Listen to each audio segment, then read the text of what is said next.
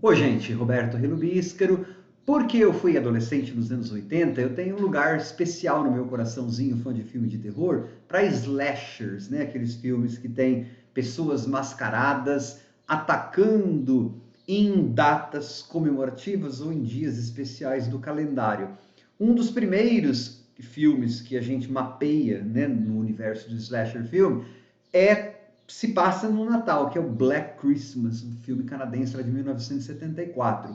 Claro que quem foi responsável pelo estouro, né, e até por criar as regras dos primeiros slashers, foi o Halloween de 1978, lá do John Carpenter, que está entre os meus filmes favoritos, assim, de todos os tempos, né? Depois do Halloween, abriram-se as comportas para filmes de mascarados matando durante a Sexta-feira 13, aí é a minha franquia favorita. Halloween é meu filme favorito, mas o meu bandidão favorito do coração é o Jason Voorhees. Dia dos Namorados, dia de formatura, Dia das Mães, enfim, todas as datas comemorativas ou datas especiais foram pegas para fazer filme de gente matando, né? Em 1984 saiu Silent Night, Deadly Night. É um trocadilho o título com Silent Night, Holy Night, né? Silent Night, Holy Night. Noite silenciosa, noite holy, sagrada. Silent Night, Deadly. Deadly é mortal. No Brasil, acho que recebeu o nome de Natal Sangrento. Esse filme, ele saiu e teve assim uma recepção muito dura. Ele caiu na ira de grupos de pais. Tanto é que ele ficou nos cinemas norte-americanos durante uma semana. E aí foi retirado devido a essa pressão. Tá? Vou contar melhor essa história depois e falar sobre o filme. Depois, se eu convidá-los a se inscreverem no canal Robertando, curtir os vídeos, compartilhá-los, agradeço bastante. O Silent Night, Deadly Night, nem foi o primeiro. Aí você fala, claro, você já falou do Black Christmas e tal. Não. Em 1980, 81, teve um slasher que se chamou Christmas Evil. Também um trocadilho, tá? Noite de Natal é Christmas Eve, E-V-E. Christmas Evil, aí, E-V-I-L, algo como mal do Natal. Esses filmes, só que assim, durante esses anos, depois da explosão dos slasher filmes, eles sempre foram criticados, massacrados pela crítica especializada e por grupos de pais, porque as mortes ficavam cada vez mais, para os anos 80, né, cada vez mais horrendas, vamos dizer assim. Em 1984, então, o pobre do Silent Night, Deadly Night, pagou o pato que o Christmas Evil não tinha pago, né? Pessoas viram propagandas do filme na televisão e ao invés, sei lá, de pedir para exigir que a televisão barrasse as propagandas, elas foram às portas dos cinemas com cartazes contra o filme para boicotar. As televisões que veicularam isso não foram penalizadas em nenhum sentido, muito pelo contrário, teve gente, programa de televisão que falou no ar o nome do produtor, nome do diretor. Você fala, e daí? Não aparece nos créditos do filme? Falando isso para uma multidão que já estava contra eles, né? Porque quem ia aos filmes de terror é porque gostava dos filmes de terror, sabia o que estava por vir. Lá não, eles cancelaram, colocaram pessoas em risco. Por isso que isso é da época da internet, né? Agora dá para fazer mais fácil porque você tem a internet.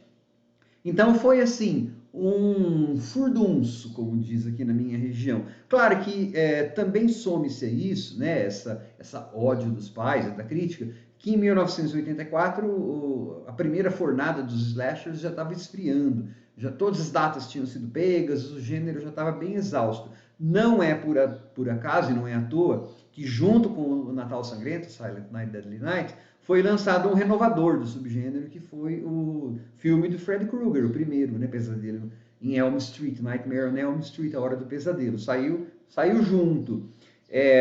Na primeira semana, na verdade a única semana que o Silent Night, Deadly Night ficou em cartaz, ele conseguiu muito mais grana do que o filme do Freddy Krueger. Aí depois, como abortaram o filme na Terra da Liberdade de Expressão, mas essa é a história, assim, né? Depois esse filme acabou tendo o status de cult. Foi lançado em DVD com partes restauradas, com partes que não estavam na versão original e tudo mais. É um filme trash, né? Não tem muito o que, o que dizer. É mais para gente que gosta mesmo de trecheira. Mas a história até que tem um certo diferencial de alguns filmes que a gente via como, né, nos anos 80. Porque assim, esse filme, ele conta, logo no primeiro filme, a gênese do monstrinho, tá? Porque aí as pessoas ficaram bravas que era um Papai Noel matando, né? O filme deixa bem claro que não é o Papai Noel que está matando, é um cara maluco que a gente vê o filme todo que se veste de Papai Noel e está matando. Mas as pessoas não assistiram ao filme para criticar. Sempre é assim. Bom, no filme começa em 1971, são duas, papai e mamãe, um bebezinho, que depois a gente nunca fica sabendo sobre ele, e um garotinho lá de 10, 9, 10 anos, estão indo na época do Natal visitar o avô, né, do menino que está num asilo, numa coisa qualquer.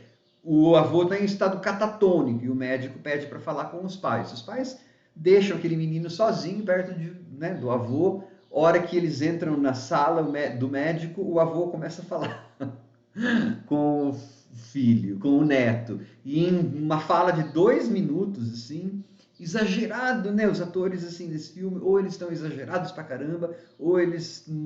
nunca é bom ator, sempre é ruim. Ou tá pra mais, ou tá pra menos. É ele que fala lá, "In the boy!" Daí, se você vir em inglês, você vai ver já umas 2, 3 palavras-chave, que depois esse menino vai repetir quando ele for adulto, né? Punish e naughty, né? O Papai Noel vai punir porque fez errado e essa criança é malvada, naughty. Esse avô, de forma muito exagerada, assim, né? You are, não sei o que, nice boy, ain't a boy! Vai colocar medo no menino sobre Papai Noel. Na estrada, na volta, um Papai Noel vai pedir carona. E aí, quando os pais param para pedir carona, perdão, o carro está quebrado. E os pais param para ajudar. Aí, então, acontece o primeiro trauma do menininho. Papai Noel vai barbarizar em níveis de anos 80, seja dito, aqueles pais. Corta para 1974, o menininho está num orfanato, St. Mary's. E aí, então, outra parte, o menino vai acabar de ser traumatizado pelas freiras, especialmente pela Mother Superior, né? Porque aí ela vai inculcar nele toda uma repressão sexual e vai fazer coisas do tipo, ele tem medo de Papai Noel, vai fazer com que ele sente no colo do Papai Noel, né? Aquelas terapias, assim, muito maravilhosas. Se você tem medo, vamos enfrentar o seu medo. Só que ela está fazendo isso por motivos também espúrios, né?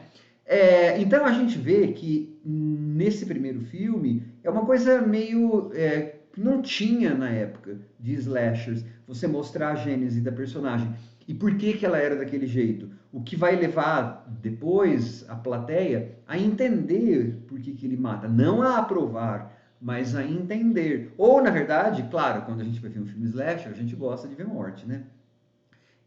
Quando a pessoa é malvada e ele vai matar a pessoa, a gente gosta, porque a gente entende de onde saiu essa personagem, né? Só que o filme, depois disso, houve um monte de filme que a gente vê a gênese, a construção de um psicopata. Mas esse aí, talvez seja um dos primeiros slashers a fazer isso. Daí depois tem um outro salto temporal, ou seja, durante os 30, 40 minutos é só a gênese dessa personagem, né? É feita por autores ruins. Exageradas para mais ou para menos. Aí, a última vez, ele está em 1984, então no tempo presente. De então, né? Ele está trabalhando numa loja e aí ele vai ter a oportuníssima tarefa de ter que se vestir de Papai Noel, porque o Papai Noel que fora contratado lá quebrar a bacia, algo assim. Aí, claro que o menino surta, né? O cara, então, que ele não é mais menino, adolescente, ele vai surtar e vai começar a matar as pessoas. Com relação às mortes são assim, quando a gente era, nos anos 80, o auge dos slashers, a gente queria ver mortes variadas, né? Não só com faca. Isso aí tem algumas 2 ou 3 mortes que, para nível de anos 80, são divertidas, né? Tem, assim, moça com peito de fora, porque esses filmes, a demographics, né, o público-alvo desses filmes, geralmente éramos nós, meninos. Então, aparece, e aí tem aquelas coisas, está transando, isso equivale a pecado, então note, Papai Noel vai matar. Só que as transas, para hoje em dia, nada, né? Você tem os dois atores, você percebe que o ator tá assim na moça. Não mexe, não faz nada. Tem uma hora em que. Aí não é de sexo, mas só pra você ver como os atores não são bons. Tem uma freira sai do negócio assim, lá do St. Mary's, e vai os meninos entrarem, porque ia ter um ataque do Papai Noel. Você percebe que a atriz não sabia o que fazer com as mãos. E você percebe também que ela fica olhando, assim, olhando, não para a câmera, para onde está o diretor, para ele dar. Quando que ele vai falar? Corta! Tá, então assim, se você gosta de trecheira, né, para esses momentos, trash vale a pena. A música é legal até, a trilha sonora incidental. Claro, se você conhece Halloween, o filme de 78, você vai perceber que é uma tentativa paupérrima de fazer uma trilha meio que na vibe da do John Carpenter. O problema aí é baixo orçamento e falta de talento, né? Eles não têm o talento do John Carpenter. Então você não tem um filme bacana, é trecheira mesmo. É, tem uma hora que o Papai Noel, o ator, né, começa a andar bem devagarinho. Aí você fala, mas por que ele faz isso? Porque todos os outros monstros, né, Jason, o Michael Myers, andavam devagarinho. Então ele começa a andar devagarinho. Essa é a única, não tem muita explicação, né? O ator desse filme, ele durante anos renegou, tá, essa produção. Chegou a falar em revista importante, lá na People, que se arrependia para as pessoas não assistirem. Até que um dia ele mudou de ideia. Vamos traduzir isso, né? Vamos traduzir isso. Traduzir isso. O circuito de convenções de filme de horror na Inglaterra, nos Estados Unidos, é muito lucrativo. Né? Aqui no Brasil já tem algumas convenções, esse negócio de comics, não sei das quantas, que faz em São Paulo, não sei o quê, traz. Nos Estados Unidos isso faz muito tempo que tem, e na Inglaterra e outros países que têm realmente dinheiro, você consegue ganhar uma boa grana, né? Participando dessas convenções. E aí tem convenções, por exemplo, de Sexta-feira 13, tem convenções. E os Estados Unidos é muito grande, né? E então você tem no Canadá, na Inglaterra. Então é claro que esse ator ele viu isso também, né? Que é um jeito de ele ganhar dinheirinho participando das convenções, porque ele participou de várias convenções. E o Silent Night, Deadly Night acabou gerando 3 ou 4 ou 5 depois continuações. Virou uma franquia, teve reboot em 2012. Quem sabe eu não reveja todos. Mas assim, eu tô recomendando? Não, porque assim, só se você quiser muito ver um filme trash dos anos 80, né? Ele, perto dos filmes de hoje, a produção é horrível. Na época já era horrível. Se a gente comparar a produção do Freddy Krueger com essa, o primeiro Freddy Krueger, lá do Wes Craven, que era de 1974, mesmo ano, né? A produção do Wes Craven é muito melhor, até porque o Wes Craven era um diretor melhor. Mas, assim, esse aí não, é trecheira mesmo, violento em termos de ator ruim, produção ruim. Por isso que, às vezes, a gente gosta, a gente que é fã de terror dos anos 80, a gente gosta de rever de vez em quando como eu fiz agora em dezembro de 2022, para dar um pouco de risada, né, dos excessos e das faltas que o filme tem e de se divertir, às vezes, com a morte mal feita, mas que lembra a gente um pouco da adolescência. É divertido, mas é para um público muito restrito de amantes de filme B. Ou C, D, E, F, G, tchau, H, I, J.